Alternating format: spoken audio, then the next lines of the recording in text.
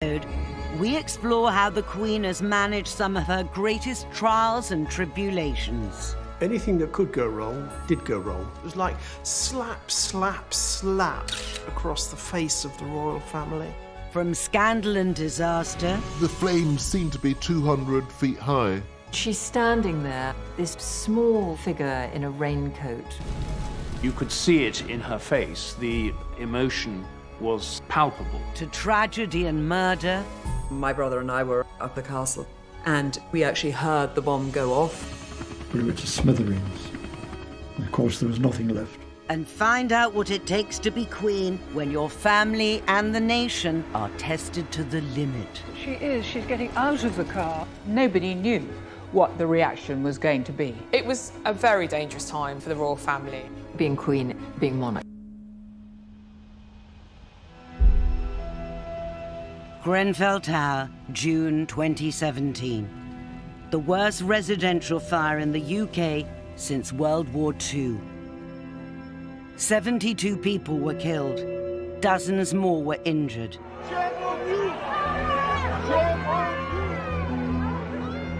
As survivors struggled to cope, politicians became the target of public anger.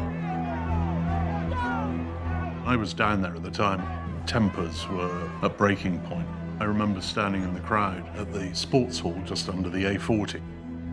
And suddenly this, silence. Here was the Queen.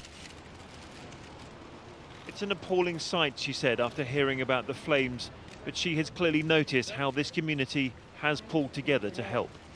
She was talking to people without any of the protocol and sort of people surrounding her. It was just the Queen, defusing some of the anger and some of the emotion. I think when you have some colossal tragedy or national shock, all the usual responses are there. Anger, incomprehension. And the Queen somehow rises above that. When she appears, it's a different mood. I think it's come over very strongly. It's because the community's been to help. There she is, looking strong, smiling, giving comfort. And that's what the Queen does at times of national tragedy. Just 3 weeks before Grenfell, the Queen had gone to Manchester in the wake of the concert bombing. Throughout Manchester's Children's Hospital, there was a ripple of excitement when news spread this morning of the Queen's unexpected arrival here. The royal family in general, the Queen in particular, are meant to act as national conduits of feeling. So when the Queen turns up at the site of the Manchester bombings at Grenfell Tower, it is as if the whole nation is showing their sympathy, and that perhaps is their function. What the Queen called a wicked act had, she said, brought this city together. Very interesting how everybody has united, haven't they, here? Well, it's been amazing, really. I think the thing with the Queen is that she's always herself. She's not some actress putting on a part. So she's going there because she feels it's her duty to be there. It's a hard row to tread between, on the one hand, being stoical, being brave. You had enjoyed the concert, presumably? Yeah, it was really good. Was it? And on the other, showing that they feel, and perhaps the balance has swung over the Queen's reign. I got to meet her before the concert as well. She was lovely. Really? Yeah. Perhaps at first it was more about showing courage, steadfastness. Now it's a little more about showing feeling. But the important thing is just for the Queen to be there. It's almost like, as the mother of the nation, as she is supposed to be, you just want Mummy to be there in times of national trouble. By rushing to Grenfell and Manchester immediately after those disasters, the Queen got the mood of the nation right. But 50 years earlier, her judgment was not as sure. On the 21st of October 1966, a slag heap collapsed upon the South Wales mining village of Aberfan, engulfing the local primary school. The school lay in the direct path of the disintegrating man-made mountain. 144 people were killed, 116 of them children. Their children were buried in that mud. Mud almost filled the classrooms. With shovels, if necessary, with bare hands, they pitted themselves against the uncounted tons of slimy filth. Aberfan was one of the first great national disasters that the Queen had to handle. She issued a statement expressing her condolences, but rather than going straight to the scene, she waited and sent Prince Philip instead. The reason that she gave for this delay was that she thought that if she was there, she would attract attention when people should be dealing with their grief, and that's what she wanted to avoid. She said that she was terrified that all the fuss that would accompany her visit might mean, God forbid, that some child was missed in the wreckage. But it was misunderstood. A lot of people were incredibly critical. The monarchy doesn't care, etc. It was a huge national tragedy, and still the Queen did not show up.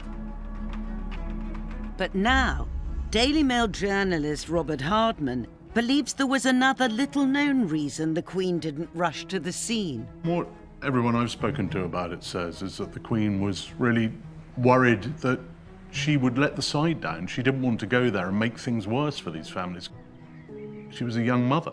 Prince Edward was a baby, and she knew she was going to be as overwhelmed as everybody else was. And the last thing people want is a sobbing Queen crying on their shoulder. The tragedy of Aberfan presented a dilemma for the Queen as leader of the nation. How much of yourself do you show when you are confronted with death, with trauma, with a disaster? Of course, you don't want to be seen as apathetic, but also we don't want to see the Queen collapse, unable to cope, overcome with emotion at times when we are looking to her to keep the nation together.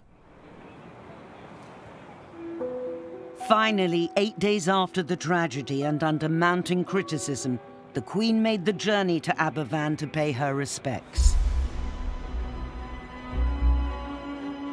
When eventually she did go at the end of the week, you could see she was genuinely moved by the tragedy of it.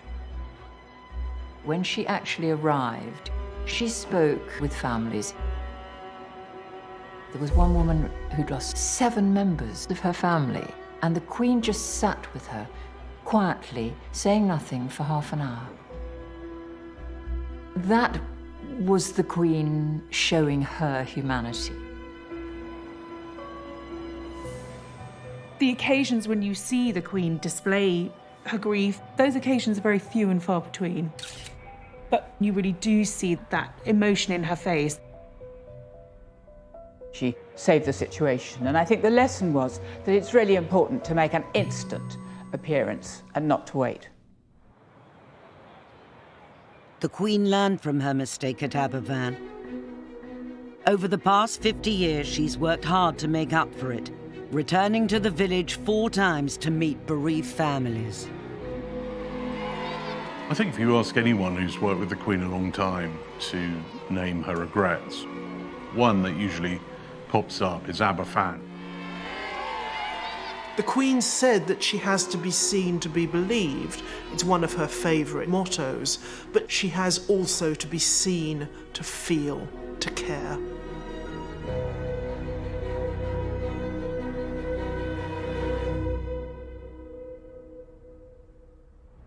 But 13 years after Aberfan, the Queen would again be tested by tragedy, and this time it would strike at the heart of her own family. The bomb was placed in the decking just under here. We saw the police rush back. There was utter mayhem.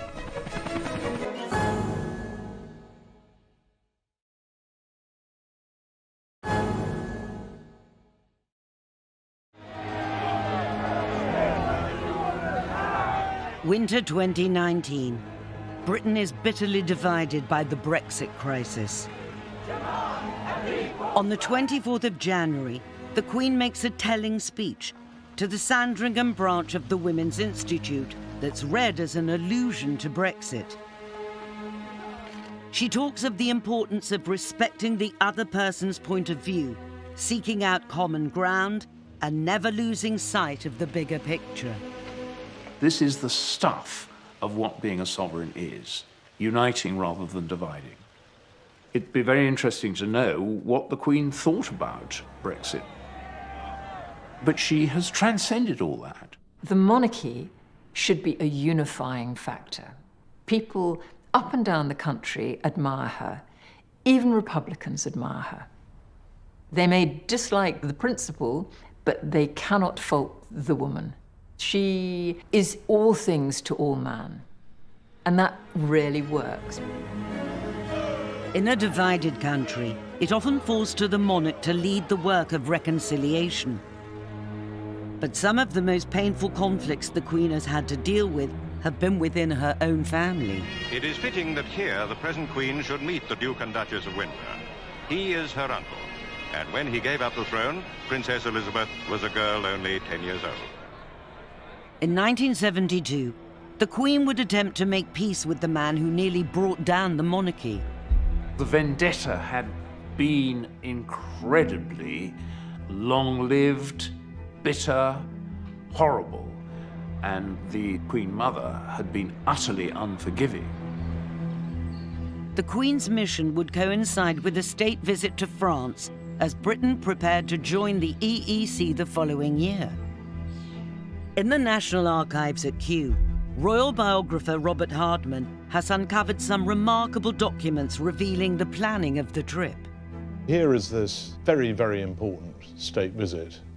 Today we go on about Brexit, but what we're looking at here is effectively Brentry. This is Britain going into Europe with a lot of grandeur, with balls and dances and all the pageantry that Britain and France can deploy.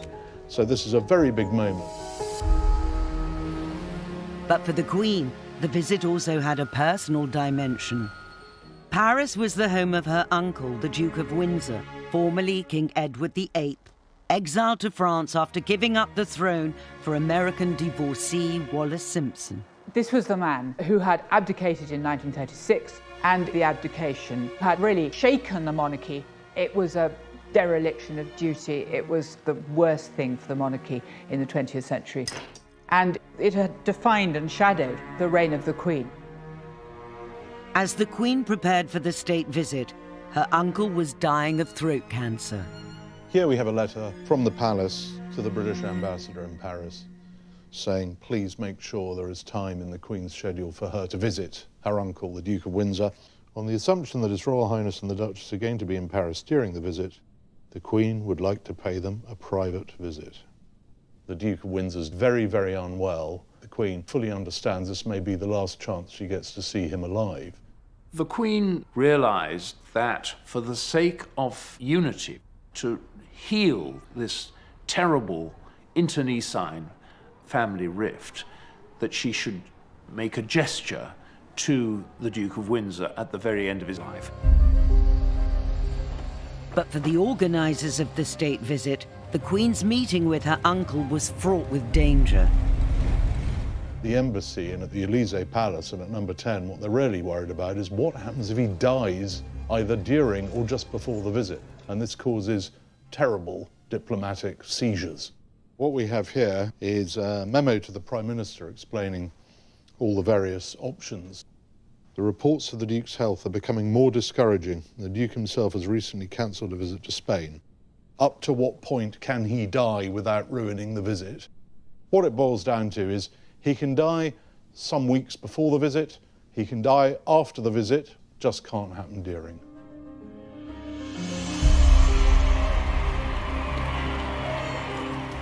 Finally, on the 18th of May 1972, the Queen, together with Prince Philip and Prince Charles, arrived at her uncle's home in the west of Paris and was ushered upstairs to the Duke's private sitting room.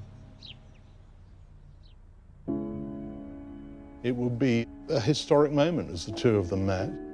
The Duke of Windsor was so ill that his doctor had implored him to stay in bed, but he insisted that he had to get out of bed and stand up and bow to his niece, the Queen. He even put on a blazer over his pyjamas so that he looked smart for the occasion. And it took all his strength to do that. There he was with tubes sticking into his neck, and he got up and he bowed to her. And it was a most moving moment, really, because he had been bitterly hostile to George VI, her father, whom she had adored. It was, by all accounts, a very emotional moment. The Queen was seen to dab her eyes as she left because she knew that was the last she was going to see of her uncle. And it took all his strength to do that. And he then went straight back to bed. And then the Queen had a chat with Wallis Simpson. And just a few days later, he was dead. I think this is a significant and rather moving moment. In a sense, his death releases the Queen from the shadow of the abdication. There was a sense of closure. This is the end of what had been a turbulent period for the monarchy. That was an example of her ability to draw the curtain over the past and to act as a reconciler, a healer. And that's the crucial thing about monarchy, that it should draw people together. And that's what she did.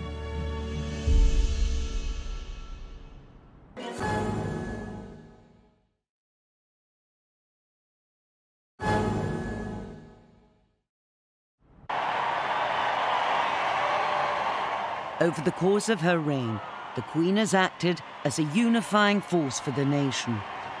But 40 years after her truce with her uncle, the Queen would be called upon to perform an even more demanding gesture of reconciliation, making peace with a man who had overseen the murder of one of her closest relatives. Lord Mountbatten was Prince Philip's uncle, and also a very key player in the political, military, social life of the nation. And he was very close to the royal family. He was, after all, great uncle to Prince Charles, who worshipped him. Every August, however, Mountbatten was off the royal scene, gathering with his immediate family at their summer holiday home, Classiebawn Castle in the northwest of Ireland. The whole coast was so remote, quiet. It was blissful.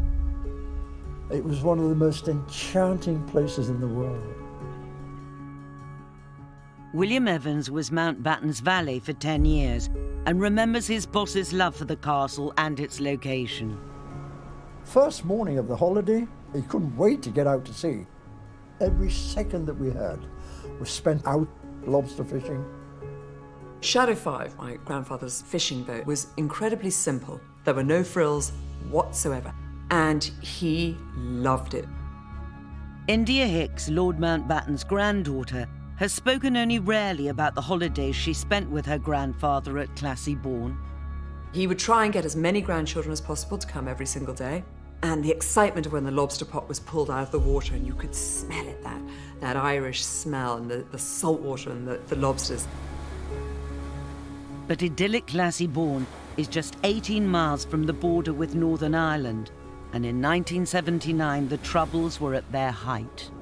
It is extraordinary that just when tension and violence were at their most acute, Mountbatten still did his summer holiday in Ireland. All the family tried their best, but there was no way they would stop him going to Classiebawn. August the 27th, 1979 was a glorious day. Mountbatten and his extended family, including his daughter and twin grandsons, set out on Shadow 5. But just as they reached open water, tragedy struck. My brother and I were at the castle, and we actually heard the bomb go off. We saw the police rush back for their binoculars. There was utter mayhem.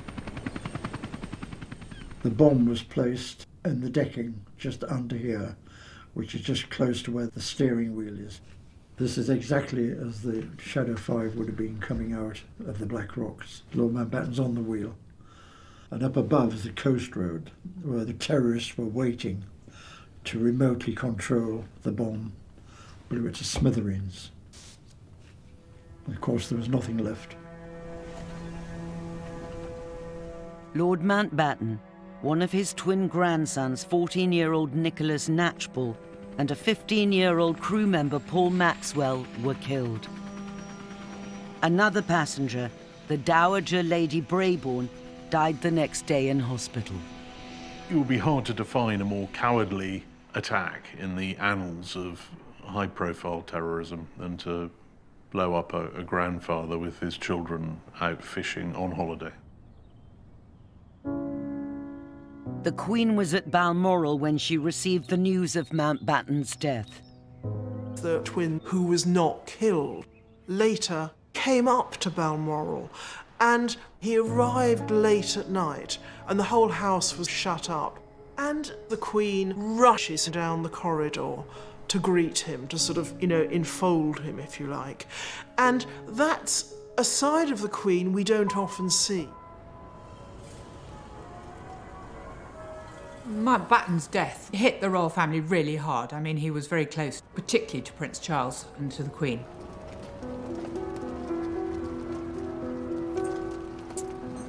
The day of my grandfather's assassination, of course, is embedded in my memory.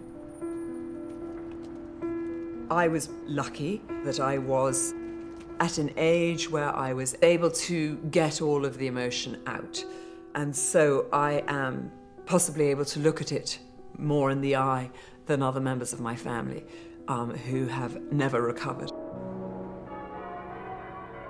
19 years after Lord Mountbatten's assassination, the Good Friday Agreement brought the Troubles to an end.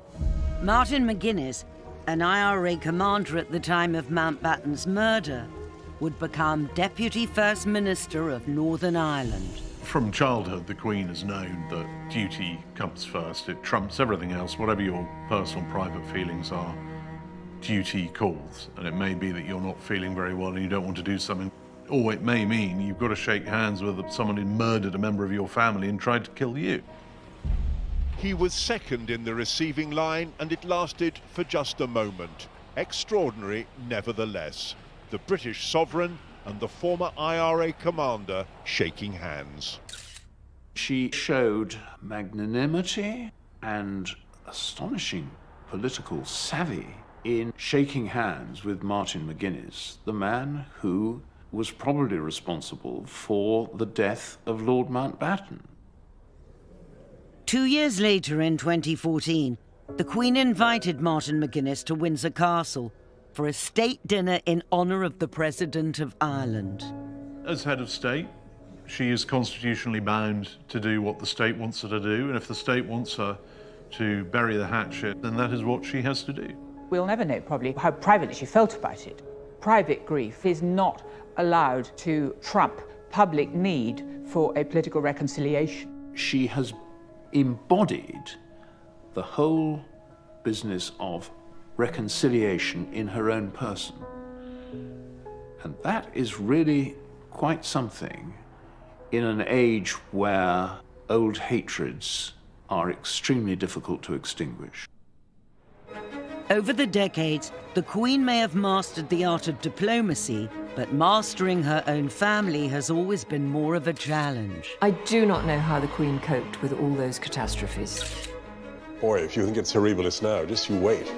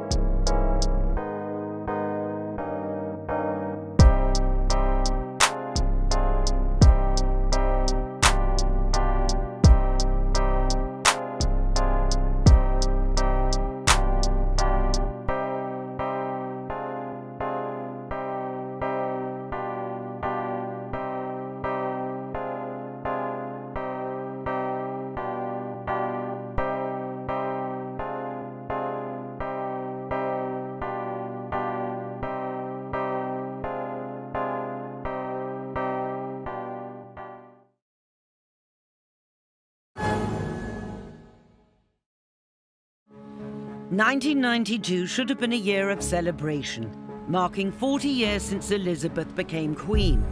Instead, it would become one of the most challenging years of her reign, when her skills as monarch and mother would be tested to the limit. 1992 was extraordinary. It was month after month, every month, a different scandal.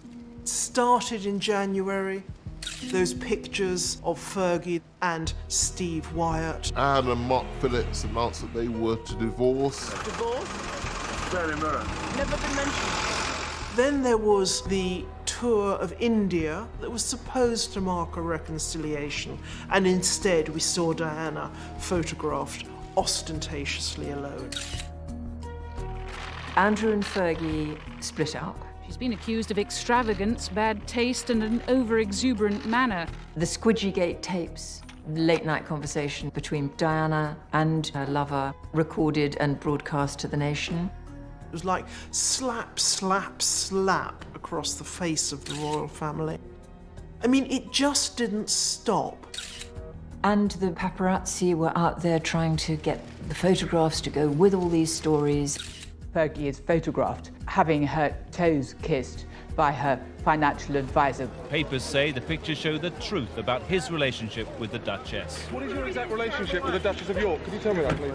And they were all at Balmoral when the news broke. And the Queen had to come down to breakfast and see them all reading the papers. Some of the stories were really things you wouldn't have wanted to discuss much with your own family, let alone with the head of state. The Queen herself is reported to have said to a friend, "Where did I go wrong?" One event did more than any other to shatter the picture-perfect image of the royal family: a biography of Princess Diana by journalist Andrew Morton. There was a huge build-up to the Andrew Morton book, and I had an idea of what was coming, but not quite sure what the scale of it was going to be. We were told to batten down the hatches and try and deal with it as best you can. But how do you deal with something that is there in print? The book contained astonishing, intimate revelations about Diana's married life. Diana had spoken via an intermediary to Andrew Morton about the horrors of her marriage, about the coldness of the royal family, about everything that you would never, ever in a million years expect a princess to talk about. It went crazy. It was in Parliament. It was discussed in every television programme. Here were stories about Diana throwing herself down a flight of stairs in front of the Queen Mother, about bulimia, about unfaithfulness in the marriage. Royal advisors love to control as much as they can. Suddenly, here was evidence of a total loss of control. That was the real earthquake behind Morton. The problem that the Queen faced was that the younger generations of royals were not adhering to these high standards that she herself had set, and therefore she was being undermined.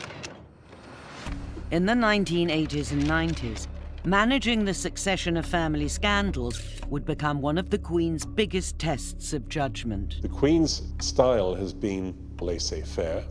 Sometimes I thought too laissez-faire. There were many times when I was working for Princess Diana when I wished that the Queen would intervene more. And I think there were times when a bit more direction from above could have produced a much happier result.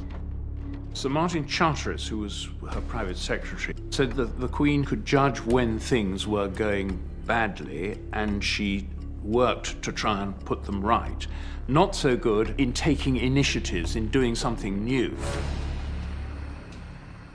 The Queen may have taken a hands-off approach to her family troubles, but later in 1992, she would face a disaster where she could do little more than react. I remember it was a Friday morning, and I got the call that there was a small fire at Windsor. I got a call from a local radio station at about 11:15 asking about the fire. And I said, "What fire?" And I didn't know anything about it. And I jumped in my car and got there in 35 minutes. And there were already something like 400 media outside.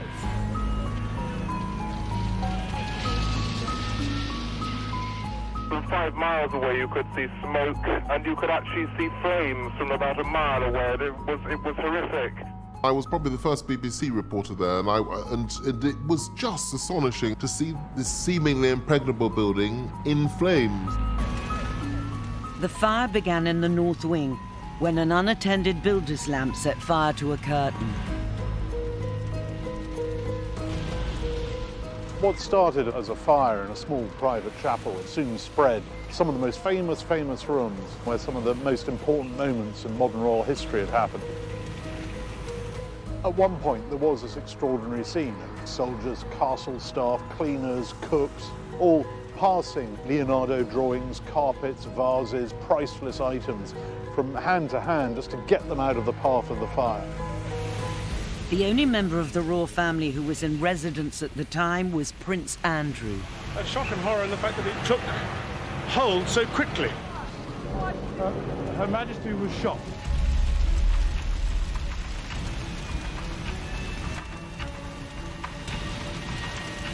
The Queen arrived to see the house which she'd grown up in, the place with so many memories, the place from which her family take their names. And there it was, going up in smoke. At one stage you thought, well, they've dampened it down, and the next thing, the Brunswick Tower right over in the northeast corner was like a chimney with flames shooting out.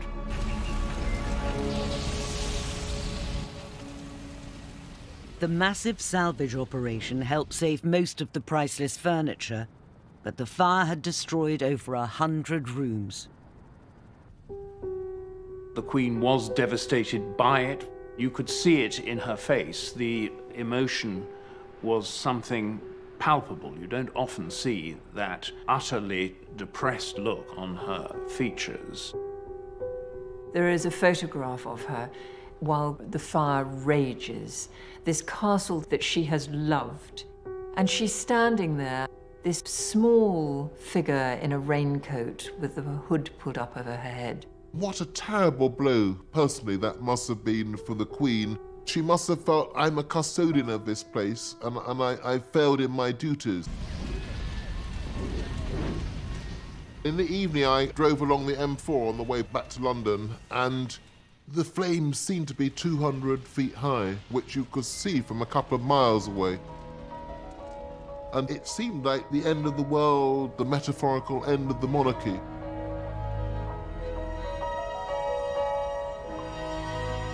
Four days after the fire, the Queen delivered a speech at the Guildhall in London. It was being made to mark her Jubilee, but at the end of a year of scandal and disaster, it became a plea for understanding. She had a very bad cold, and she'd also breathed in quite a lot of smoke. She was having some difficulty speaking, and she said to her private secretary, I think I'd really rather ask the Duke of Edinburgh if he could deliver this. And her advisor said, no, look, I think you need to make this speech. 1992 is not a year on which I shall look back with undiluted pleasure. It's a speech that's remembered for two words in particular. It has turned out to be an annus horribilis. Or to transpose it into the Sun's charming argot, one's bum year. And I think she felt those two words really summed up the year that she'd been through. I sometimes wonder how future generations will judge the events of this tumultuous year. I dare say that history will take a slightly more moderate view than that of some contemporary commentators. I think that was another rare moment where you saw the vulnerability of this woman. She may be monarch, but she is still, underneath it all, a woman who feels and hurts just as we all do. I think everybody realised, yes, of course, various members of the royal family have made mistakes, things have been done that shouldn't have been done. But that speech and that moment summed up, this is a human institution. And it did have that effect of turning things around. But 5 years later, the Queen would face an even greater tragedy that would shake the monarchy to its core. The country was desperate for some sign of grief from this royal family. I think it's disgusting that they have not appeared or said a word. It was a very dangerous time, I think, for the royal family.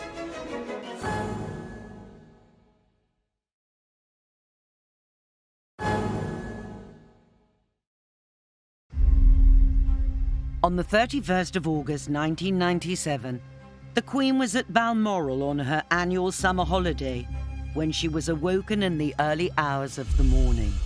We have reports from Paris that Diana, Princess of Wales, has been killed in a car accident. They were apparently being pursued by paparazzi on 2 motorcycles. In terms of the death of an individual, it was perhaps the biggest story in the world since JF Kennedy's assassination. And it just was astonishing how many people seemed to be personally affected because she had been this universal, much-loved figure. Diana's death shocked the world. But rather than rush back to London to lead the nation in grief, the Queen remained at Balmoral. Well, I can remember I came up to London, and when I got to the top of the Mall, I realised that Buckingham Palace was totally shut. There were no lights, there was nothing. And yet all these thousands of people, very quietly, had come there, and there was nobody at home. There was no information coming out. They weren't briefing the press, they were just kind of on lockdown, there was no information. Clearly the country was desperate for some sign of grief from this royal family, who just seemed to be carrying on as normal. For the past 5 days, most of the royal family, including the Queen, have been 521 miles away at Balmoral, leaving the palace empty with no flag flying. People wanted to see the Queen. Where's our Queen? Where are you, ma'am? Where's our flag? Speak to us, Mom. Your people need you. Show us you care. Very, very, very disgraceful, I find their behaviour. Very disgraceful. What do you think, madam? I think it's disgusting that they have not appeared or said a word. I think it's a disgrace on the whole royal family. It was a very dangerous time, I think, for the royal family.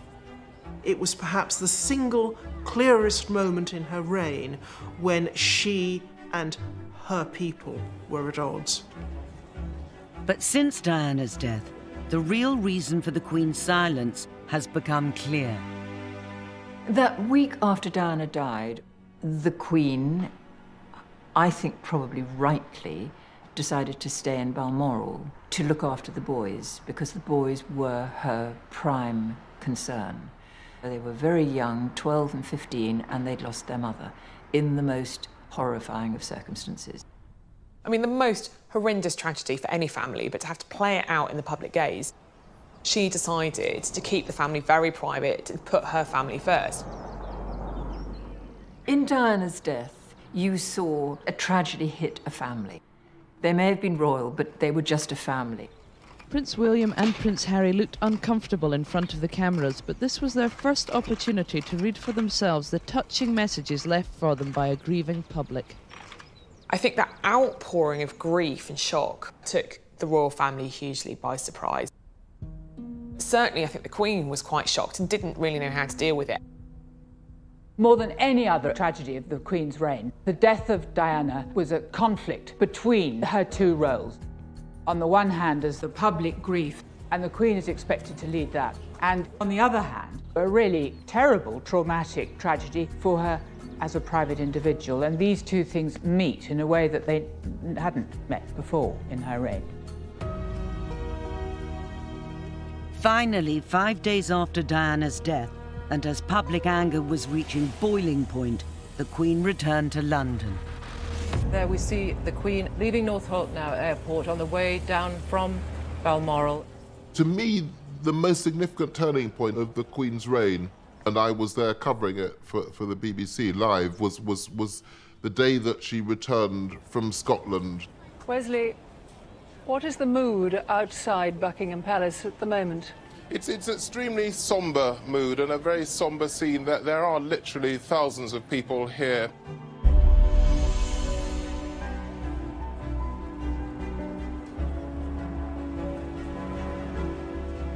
She did two extremely significant things, one of which amazed me, which was that the car came down Constitution Hill with her and the Duke, and the car stops outside the gates of Buckingham Palace. It looks as though the Queen is about to... She's getting out of the car, Wes, and is going to talk to people. It's extremely unusual. This is almost unprecedented. I think perhaps the last time the Queen was among her people outside the palace was the day the war in Europe ended. That was a very bold example of personal leadership to go out amongst those crowds. Actually, nobody knew what the reaction was going to be. Those of us who'd been in those crowds for a week knew that the crowds were quite hostile.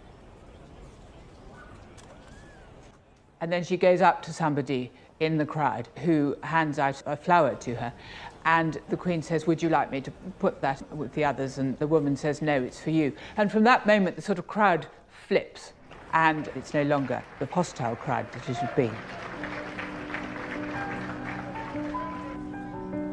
The Queen had won over the crowds, but now she had to win back the nation with one of the most significant speeches of her reign. The speech was delivered live. It wasn't pre-recorded as most of her television appearances are. I happened to hear her doing the one run-through and then straight into the speech live at a moment of very, very high emotion. The reason that the crowds were the shot behind, they only had one camera, and they said, well, let's have the crowds behind. Like anyone of my age, I have seen the Queen speak so many times, and she has a way of speaking that is very, in a way, rather formulaic. But when she spoke after Diana's death, that for me was something completely different. What I say to you now, as your Queen and as a grandmother, I say from my heart. First, I want to pay tribute to Diana myself. She was an exceptional and gifted human being.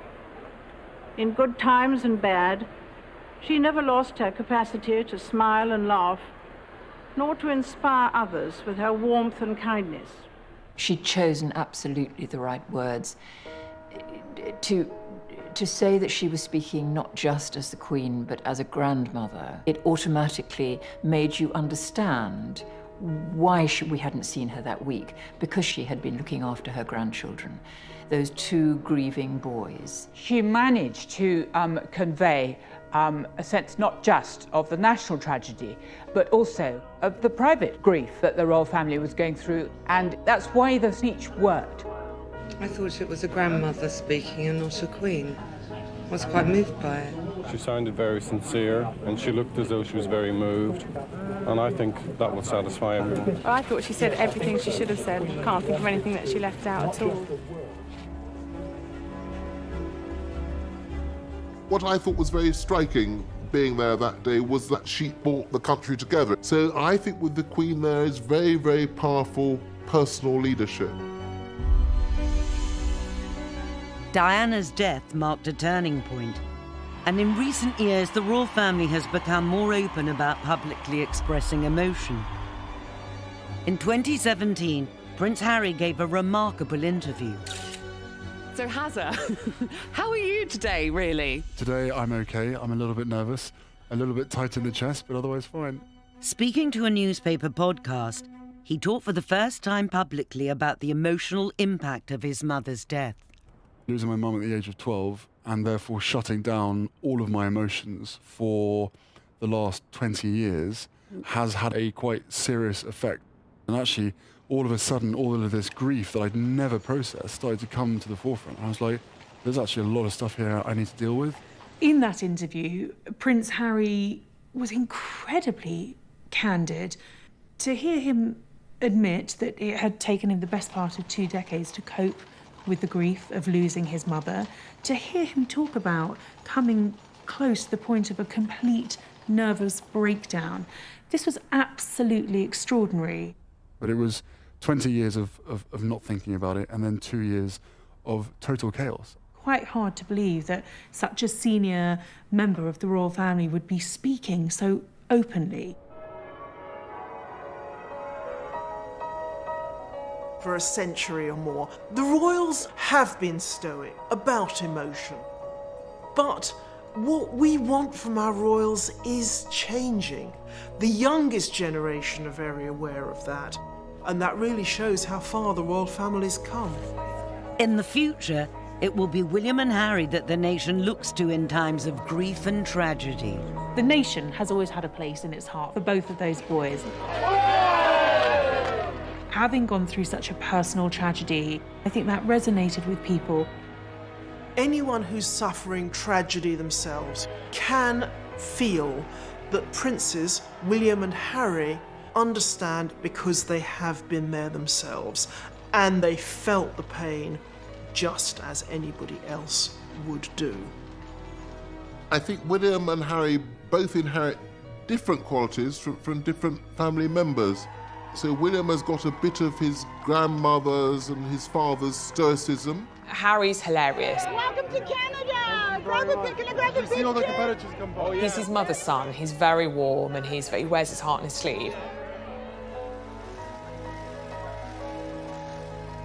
The Queen and members of the royal family are part of an institution that was going long before they arrived in the world and will still be there long after they've left the world. And I think that gives them a very unique perspective on the things that go wrong in life. I think you could do a lot worse than those 4 youngsters leading the new generation.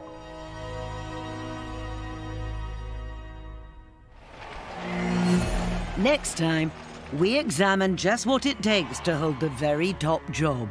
She's got a great personality, very much a character.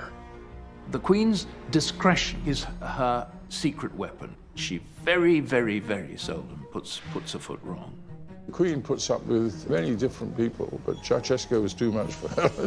She made it quite plain. She's always going to be the most important person in a room, but she doesn't have a sense of importance. One of her favourite jokes is if a phone goes off, she says, "Oh, that must be somebody very important."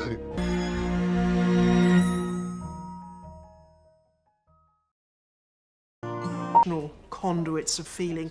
So when the Queen turns up at the site of the Manchester bombings at Grenfell Tower, it is as if the whole nation is showing their sympathy, and that perhaps is their function. What the Queen called a wicked act had, she said, brought this city together. Very interesting how everybody has united, haven't they, here? It's been amazing. I think the thing with the Queen is that she's always herself. She's not some actress putting on a part. So she's going there because she feels it's her duty to be there. It's a hard road to tread between, on the one hand, being stoical, being brave. You had enjoyed the concert, presumably? Yeah, it was really good. Was it? And on